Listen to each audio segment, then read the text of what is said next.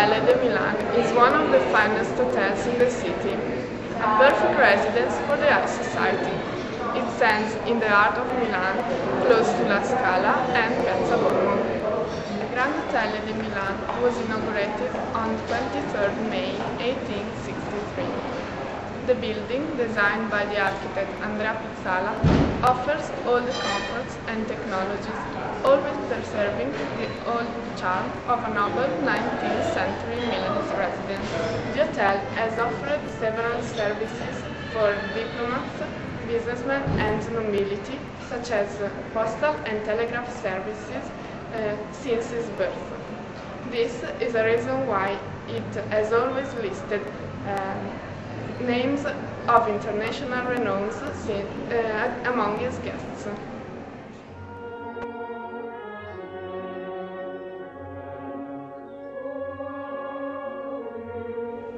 This is the gourmet restaurant of the hotel. Its name is Don Carlo, one of the Verdi's operas, open also after the theatre. In Suite 105, Giuseppe Verdi chose to stay from 1872 to 1901, year of his death.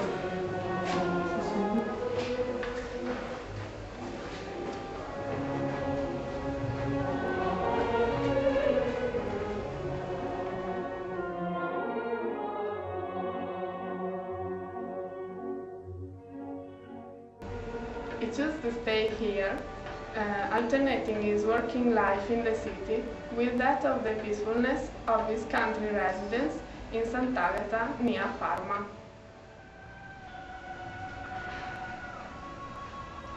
Through the windows of this suite, he was able to see the house of his friend Countess Maffei. At this desk, Verdi composed Otello and Falstaff. The first night of Otello was a very big triumph. People acclaimed him from La Scala to the hotel. The maestro, cheered by the adoring population, was obliged to step out onto the balcony with the great tenor Tamagno, who began to sing some opera arias. Giuseppe Verdi spent here his final days. Via Manzoni was covered with straw, so that the maestro wouldn't be disturbed by the noise of carriages.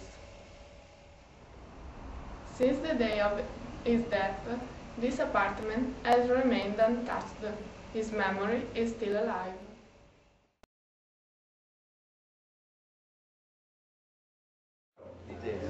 Ernest Hemingway was another important guest of the Grand Hotel de Milan. He came to Italy for the first time in 1918 during the First World War, when he was a volunteer of the American Red Cross. He fell so in love with Italy that he returned here many times.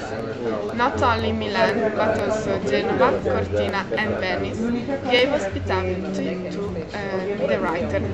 His literary works have a lot of Italian views and situations.